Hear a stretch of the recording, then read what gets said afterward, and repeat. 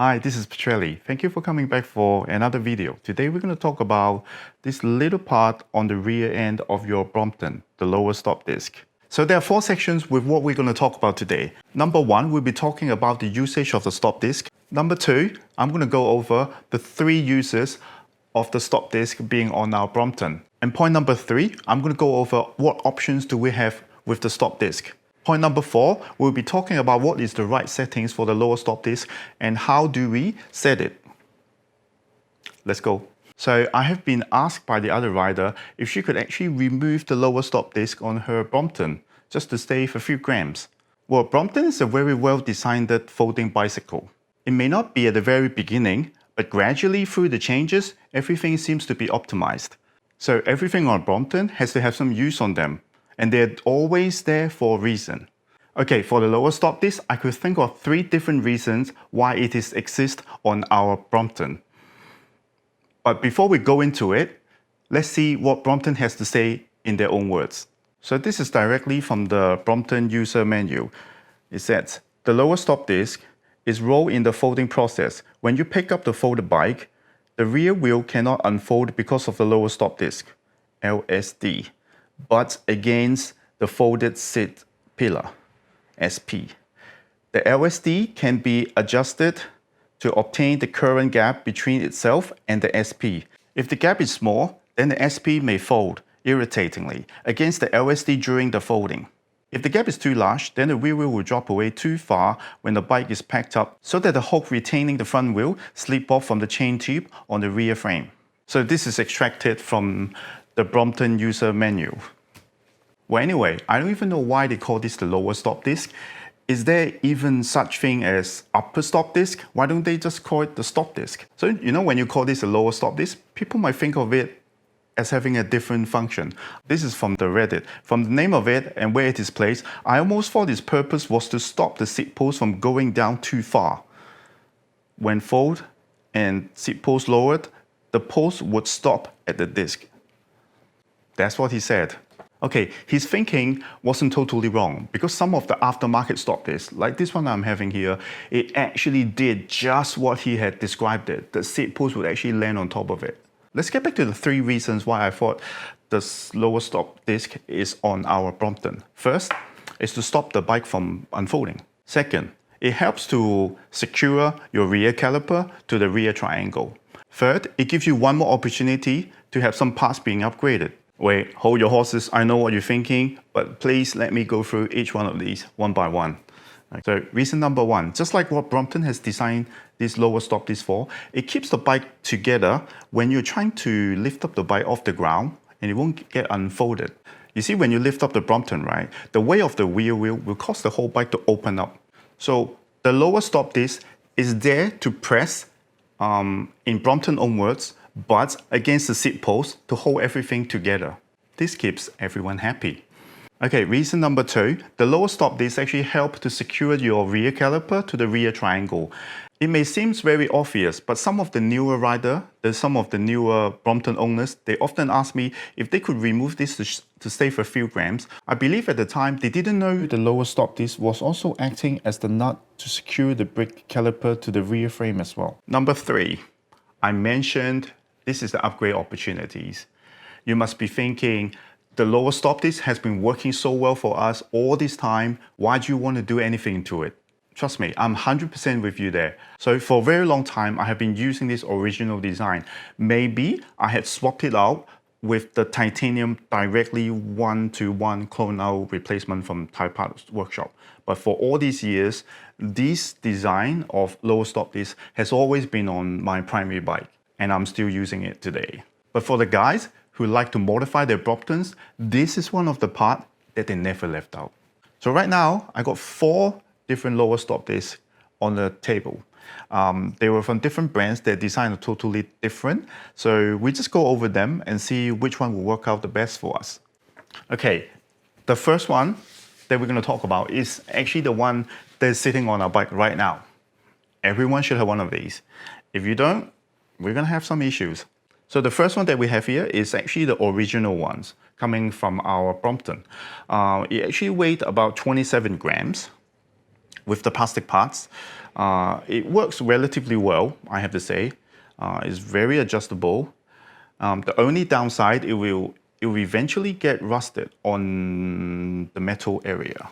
So now we're moving on to the second one. The second one is actually, should I say, a replica, a clone out of the original Brompton lower stop disc parts. So what it did was, I had replaced the original rustable steel parts with the titanium bolts and nuts here. Even the washer is in titanium. So I've been using this for 5 years. As you can see here, it still shines quite well.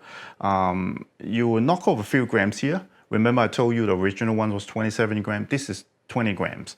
Like I said, I've been using the titanium parts for a few years, but the plastic part here, I had to swap them out. I swapped them out for a few times already. So this one looks still quite new, but it does wear off, because when your seat posts go up and down, sometimes you will knock onto it. It does wear off, but generally speaking, it lasts for a very long time. So at part 4 of the video, I'm going to actually use this one to show you how you can adjust the height, different length of this according to your bike's needs. So this is the third one on my table. This is the lightest one that I'm having here. It weighs like 4 grams, super light. But there's this downside to it. I don't appreciate this downside, but it is how it is. What happens is, this bolt here, this rod here is made of aluminum, and it is finishing with a carbon disc here. So it is a stop disc. Like I was reading out from the comment which were made by the Reddit user earlier, the seat post, when you push it down, it's actually landed right on top of the stop disc there. It doesn't allow it to go through all the way, and I really hate this. Why? I mean, you can still lift up the bike. The stop disc is actually pushing against the seat post. The thing is, when my seat post cannot go all the way down, that means my seat is going to stick up a little bit. Sometimes when you want to put your bike into the car, it will just consume a little bit more space. I mean, Brompton is famous for its compact fold, but when your seat post cannot go down, it's not going to be so compact anymore. So this is a thing that I don't like about this one. Otherwise, it's super light. Is good. I remember back in the days, the very early version of this kind of design, they were using those poles from the mountain bike, the V brakes, those poles, and they were securing the top, the stop disc area here with stem cap. You know, the stem cap they were using on the mountain bike, the road bikes there, the stem, the cap there. So those were the products that were already on the market, so they were just screwing them into each other, and they were able to sell it. A lot of people were trying to save a few grams from there, which was very smart. But then the inadjustability just wasn't there. I wasn't into it. I still prefer the original one at that point. So the final one is the one from the H&H. If you look around on the internet, social medias and all that, this one here was often called the Thor hammer. Whether it is a marketing trick or they really name it like that, I don't know.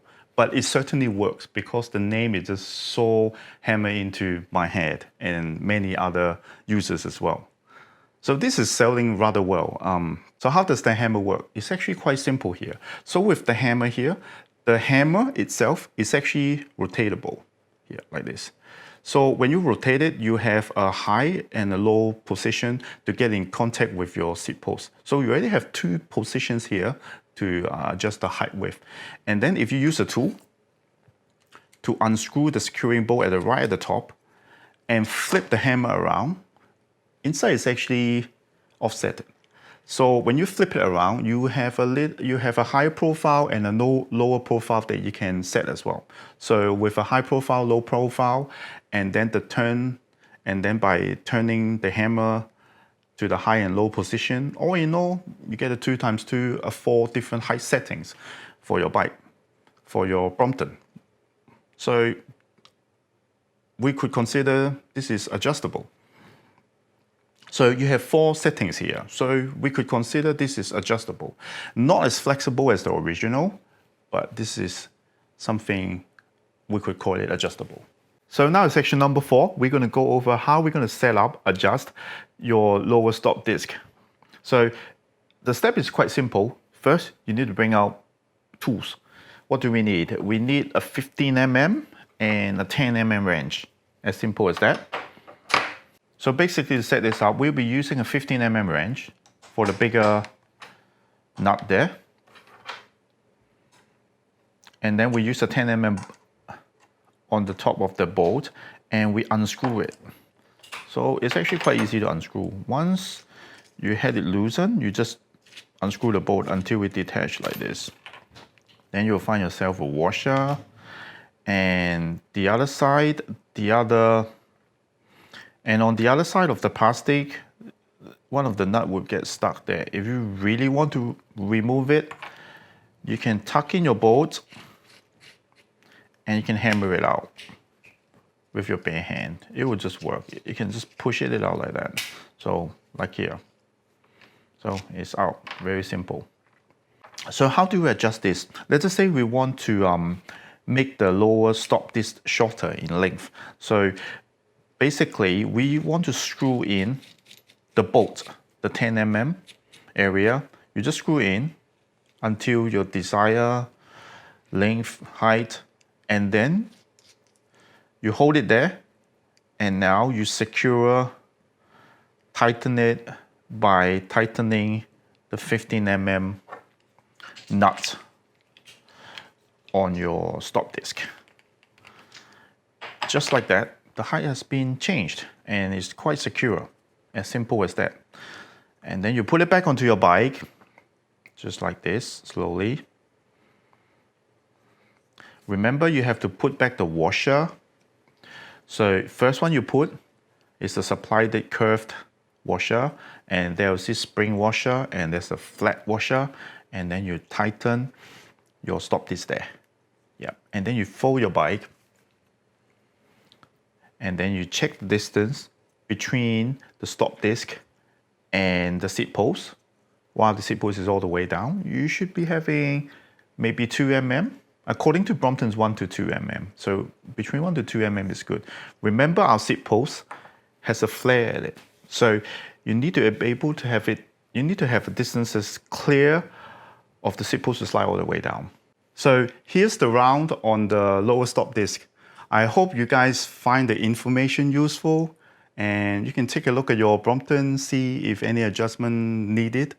You guys are really great if you watch it until here. So do drop me a line if you do actually watch until the end. So if you have any questions in regards to your Brompton, just drop me a comment. I'm more than happy to put it in the line of request so I can make a video out of it as well.